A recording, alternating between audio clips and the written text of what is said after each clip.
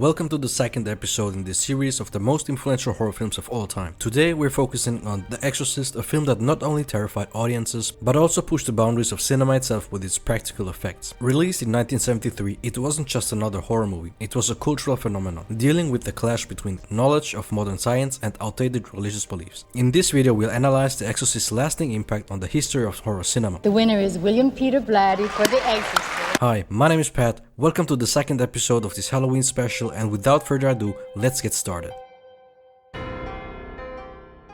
Before The Exorcist, supernatural horror in cinema largely revolved around imaginative yet overtly fictional portrayals of the paranormal. Monsters, ghosts and otherworldly entities were represented in the genre, but they were often depicted in ways that clearly distanced themselves from reality, making it easier for audiences to dismiss the fear they were meant to invoke.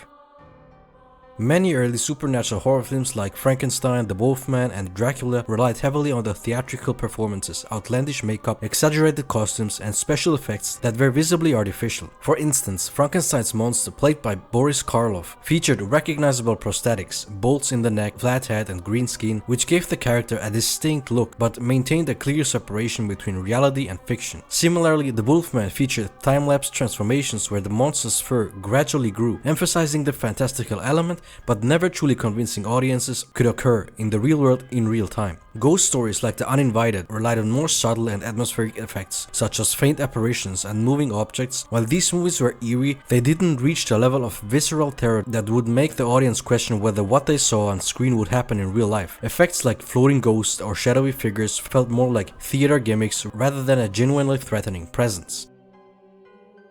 Other iconic horror films used more blatant visual trickery to create scares. The Creature from the Black Lagoon comes to mind. It featured a man dressed in a full-body rubber suit, and at no point did I think this was a real creature. While the creature's design was unique and remains iconic in horror history, the suit's rigid, rubbery appearance made it more of a spectacle rather than a source of dread. Audiences could easily see where the costume ended and the actor inside began, which dulls the fear factor. Even House on Haunted Hill, which employed clever visual tricks like moving skeletons and ghostly projections, was limited by the special effects and technology of its time. The supernatural elements felt more like stage illusions rather than terrifying real-world phenomena. As a result, horror films of this era didn't truly frighten audiences, as the distinct line between reality and fiction was never blurred. The inspiration for The Exorcist came from a chilling real-life exorcism case that took place in 1949. It involved a 14-year-old boy known in records as Roland Doe or Robbie Mannheim. His family believed that he had become possessed after using a Ouija board to contact spirits. What followed was a series of supposed supernatural events, objects moving on their own, strange noises, and violent outbursts from the boy. After the boy's behavior became increasingly erratic, his family sought help from multiple doctors, psychiatrists, and even local clergy. When all medical explanations were exhausted, they turned to the Catholic Church, specifically the Jesuit order, where Father William Bowdern was assigned by an archbishop to perform an exorcism. Over the course of several months, Father Bowdern, along with several other priests, conducted a series of exorcisms in both the boy's home and the hospital. During the exorcisms, Roland exhibited increasingly disturbing behavior. He spoke in a guttural voice, reacted violently to religious artifacts, and reportedly displayed superhuman strength. Priests observed words like hell and evil appearing on his skin as if scratched by an unseen hand. The priests, led by Bowdern, prayed, read scripture, and attempted to cast out the demon in multiple sessions. The rituals were physically and emotionally draining for both Roland and the priests. The final exorcism performed in the hospital is said to have ended with Roland shouting the name of the Archangel Michael, after which his violent behavior ceased. He returned to normal life and the church declared the exorcism a success. This case left a lasting impression on the Catholic Church and became the basis for William Peter Blatty's novel. The fact that many details are shrouded in secrecy, are outright wrong, or were debunked by people present during the exorcism calls the entire exorcism into question. But it also fueled the story's mystique and stoked the fear of genuine possessions in the public's imagination. It's possible everything was deliberately kept under wraps to curb an outbreak of false demonic possession claims. Another possible reason could be to stop an epidemic of charlatans rising to the occasion for the right price, while employing questionable practices. Whatever the reason was, in hindsight it was the right decision. As previously stated, before The Exorcist, horror special effects had been limited to less realistic portrayals, drawing a very clear line between reality and fiction.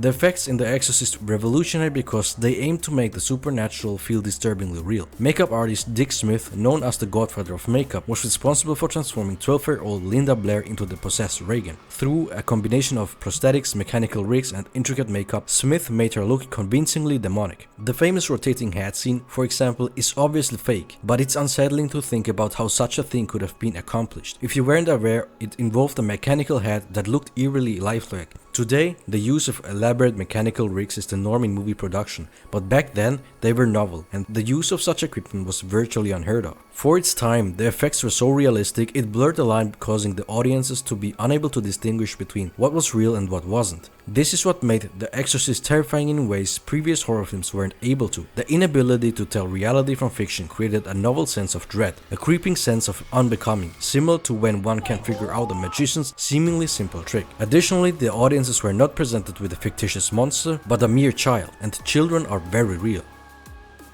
When people saw scenes like the projectile vomiting or the head turning for the first time, they were stunned. The practical effects combined with the shocking imagery led to strong physical reactions. Audiences fainted, vomited, and some even ran terrified out of theaters. These intense reactions cemented The Exorcist as a cinematic milestone, elevating the role of special effects in horror. For better or worse, audiences felt that what they were seeing might actually be possible.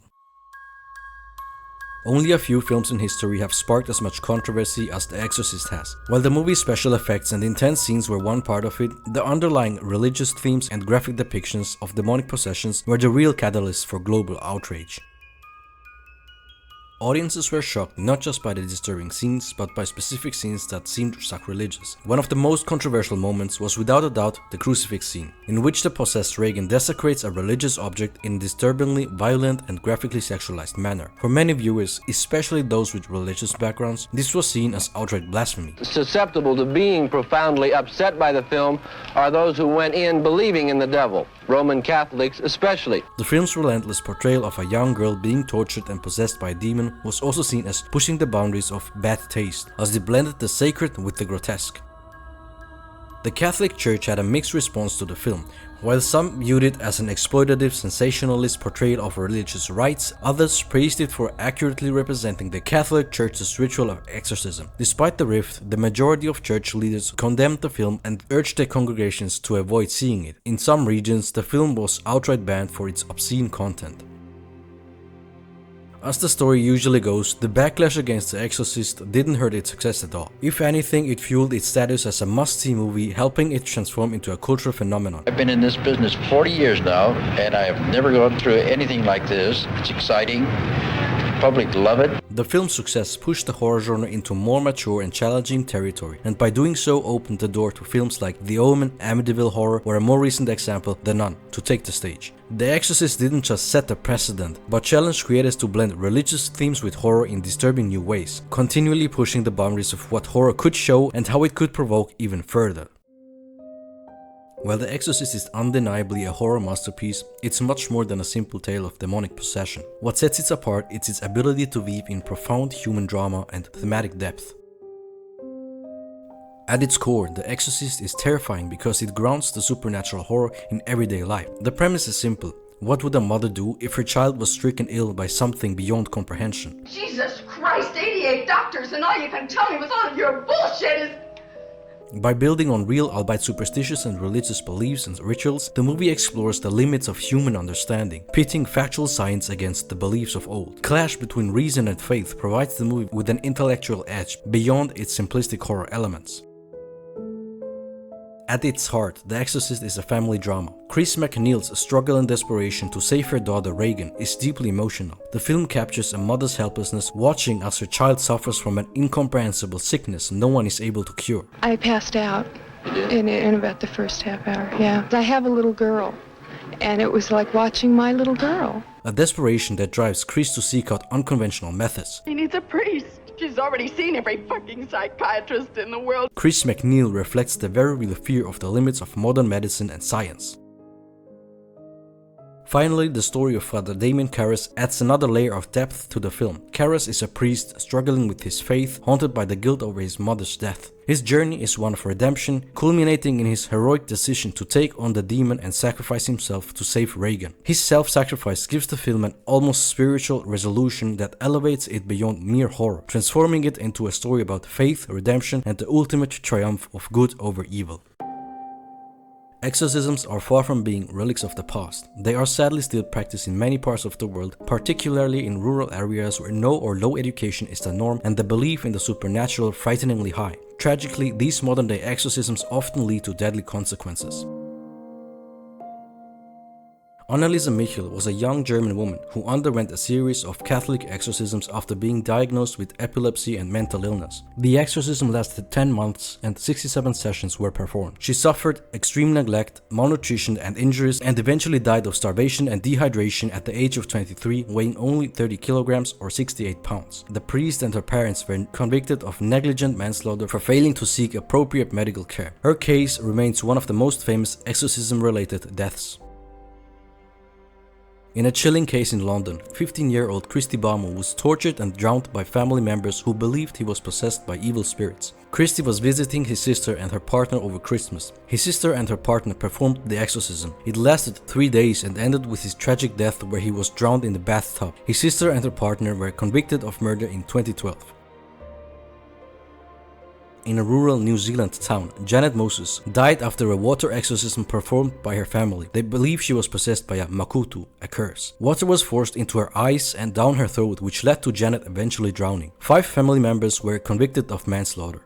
More examples. Arlie Naomi Proctor, a 3-year-old girl killed during an exorcism by her family in San Jose, California in 2021. Vilma Trujillo, a Nicaraguan woman burned to death in an exorcism ritual in 2017. Marichika Irina Cornici, a Romanian nun who was tied up several days without food or water and chained to a cross during an exorcism ritual in 2005. These are just the tip of the iceberg. The list of exorcism-related deaths sadly goes on and continues to grow. These cases are tragic reminders that despite our modern understanding of mental health and medical science facilities, exorcisms are still practiced today and lead to horrific outcomes all around the world.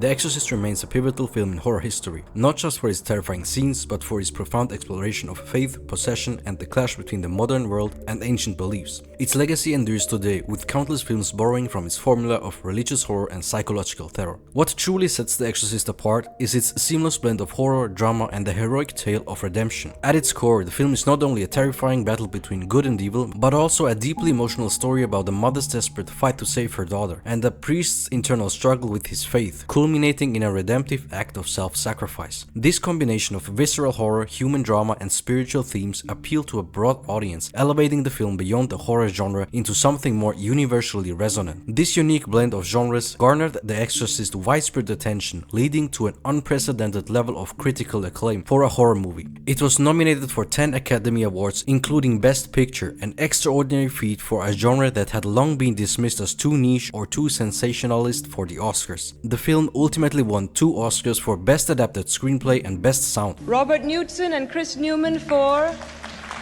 The Exorcist. Marking a major moment for horror in mainstream cinema. The Exorcist accomplishments helped break horror into the mainstream, opening the door for wider public acceptance and critical recognition of the genre. It transcended the typical boundaries of horror, reaching a global audience and proving that horror could be artistically ambitious, emotionally gripping, and commercially successful. Due to that fact alone, The Exorcist could be considered the most influential horror movie of all time. I'm curious to know what you guys think. Let me know in the comments down below what you believe is the most influential horror movie of all time. In the next episode, we'll move from the supernatural back to the unnatural. Join me as we dive into the film that redefined zombie cinema and created an entirely new subgenre of horror. With that said, thank you so much for watching. Don't forget to like, comment, and subscribe so you don't miss out on the next episode. Check out the previous episode if you haven't seen it already, and I hope to welcome you again.